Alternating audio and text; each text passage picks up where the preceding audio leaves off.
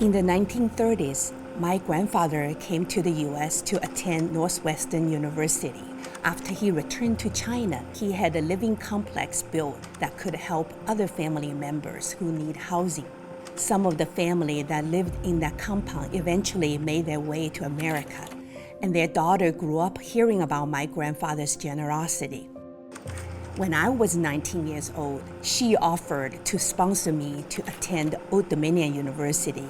So my grandmother called a family meeting, and everyone agreed to pool their money together to buy me a one-way flight to America.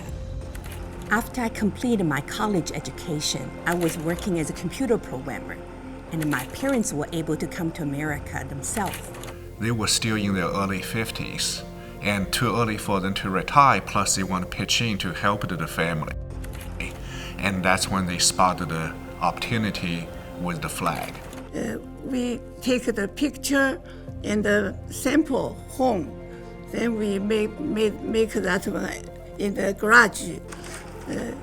It's two parts. One is sewing, one is trimming. Sometimes I training use sewing. We initially just tried to help my parents out, but very quickly that blew into a huge business opportunity. The first flag we made is a pineapple. Pineapple means welcome. It's very popular. People like the team doesn't want parents work too hard. We create 4 flag designs and set up production in China, and then rented a booth at the Virginia State Fair to sell them. Every weekend, my wife and I, we went to all the street fair, all the craft show, and we literally sold the flag right out of the car trunk. It turned into not only an opportunity for my parents to earn a new living, but also allowed the rest of my family to join the new enterprise alongside them. We literally had to build our own first warehouse in her garage, and we literally had to cut windows, put up sheetrock to build our first office. After a couple years of running the business out of our home, we realized we need a lot more room for growth. So we bought in a very old shopping center that gave us a lot of potential for future expansion.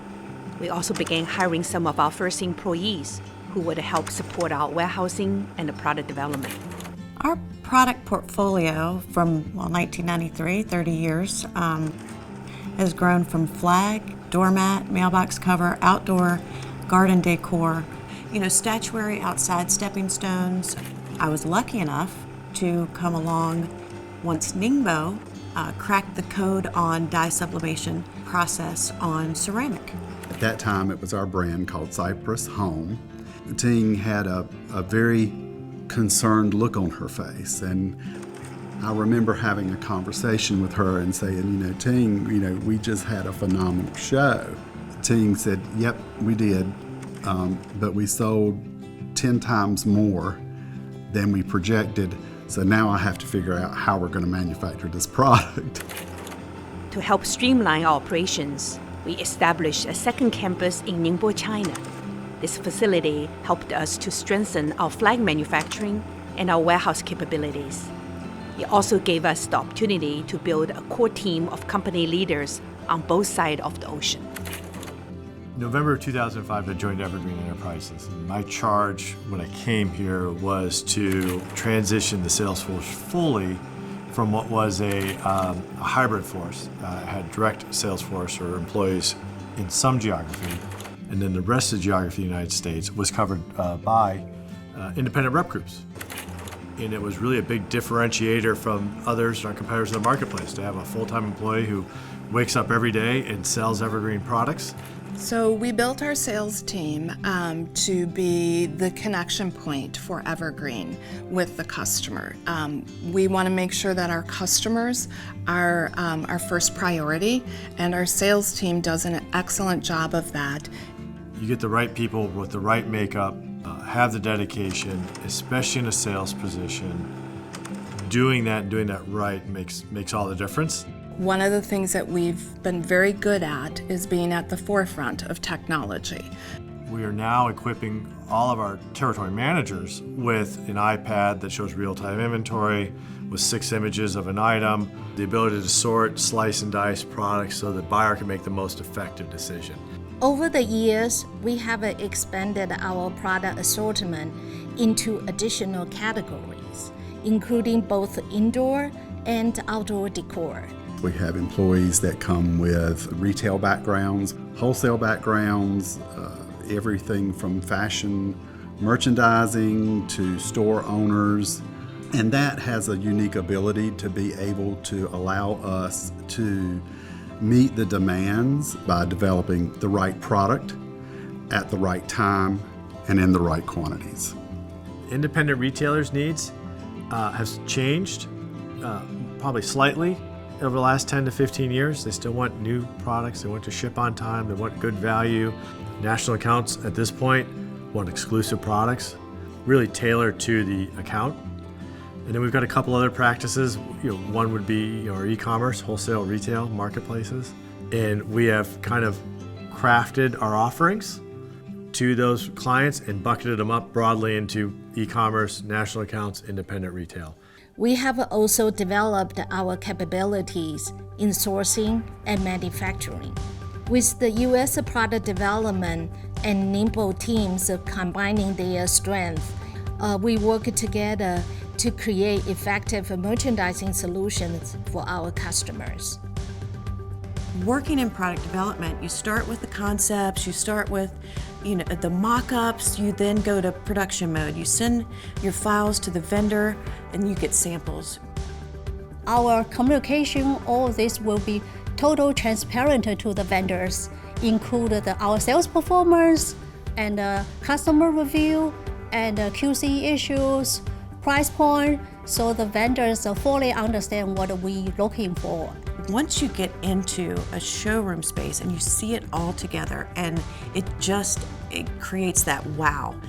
Just creating an environment that the customer can engage with the product and see how they could display it in their stores or just to inspire them. We've expanded from 6,000 to 8,000 square feet up to 20,000 square feet. It really gives a full sense of who Evergreen is and everything that we bring to the table. That partnership is really outweighs the product in a way. So I've been in retail most of my career, and I've always said that if you can do everything right for the customer, everything else falls into place. So delivering that great experience from a merchandising standpoint, as well as service and everything else along the way, is always our primary focus. 2010, we purchased Plow and Hearth, which gave us the leverage to get into our retail space. Plow and Hearth was founded in 1980 in rural Madison, Virginia. The plow really symbolizes the outside of the home and the value and the reward that we get from working the land and getting our hands dirty in the garden. The hearth really symbolizes the inside of the home and the warmth of family and friends gathering around a fireplace. I mean, you've got decades of mailing catalogs and a very loyal customer base that knows the Plow and Hearth name. A very similar demographic to the customer that we service on the wholesale side, and that lady that owns the gift shop, and then also her end customer. So the closer we can be to that end customer and understanding what her needs and preferences are and what she likes, the better off we are in terms of servicing the wholesale customer. Some of our growth has happened organically, and some has been through strategic acquisitions. In both cases, we continue to build a product assortment that's relevant to our customer and strong in the market. And I think part of that is because of that agility to be able to pivot very quickly and to bring product that is sought after or trend or whatever the demand may be. We can bring that product to market very, very quickly. So we will do more and more like a made American product to make sure the product can get to the marketing as quick as possible and support the local business. After 30 years in business, Evergreen is really a mature company. We weathered many up and down, so we really have a great team of people that's dedicated their life with the company. I've been so lucky to watch Evergreen grow over the 30 years. For its whole life, my whole life. And there's one thing I know from this. This company has a strong and good heart. Evergreen has always had a family spirit. Whether it was just 3 people, or a few dozen, or several hundred like we have today. Many of our employees have spent years or even decades with us. We have a close-knit team, and I'm so glad to see how supportive everyone is with each other. When I lost my father, and years later when I lost my mom, I received calls. Even JT showed up at my father's funeral. Quite a few people showed up at my mom's funeral, and where I'm from is over 3 hours away. And that's something I would never, ever forget. So we are like a family at Evergreen. I've worked at some really big global organizations, and I've never, ever been a part of one that's had this level of concentrated diversity in such a small space.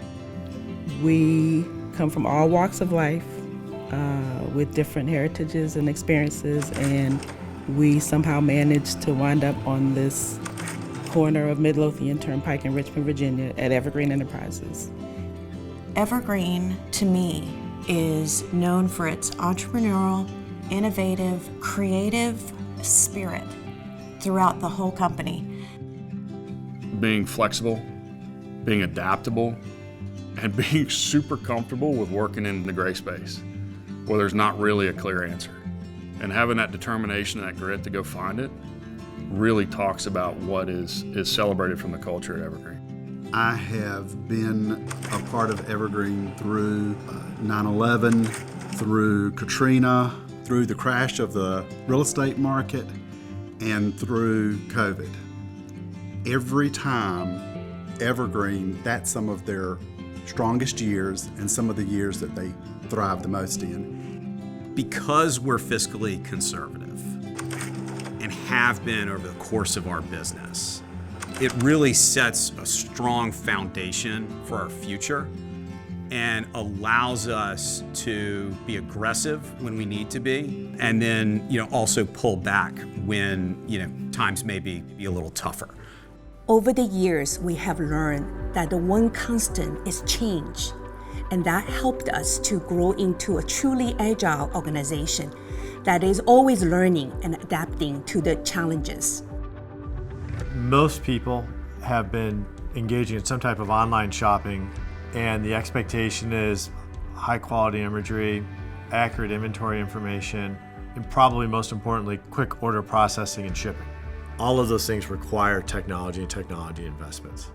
We're currently infusing everything from robotic picking in the warehouse to a product information system that houses all of our digital assets to now a cloud-based inventory management system. And we're trying to do all these 3 things this year. Evergreen has always been about creating a beautiful home. We have a team of eco-ambassadors across the entire company building gardens here at our campuses, covering our rooftops with solar panels equivalent to planting over 500,000 trees this year. Water bottles and drink bottles throughout the whole world. We're going to weave them into our 6 fabrics that we use. Evergreen will be the first flag manufacturer that uses rPET fabric in all of its decorative house flags. With all of this being part of our DNA, I have every confidence that Evergreen will continue to move forward successfully into the future. We truly believe no matter what happened with our team of people, we can seize the next opportunity and take the company to the next level and up and up.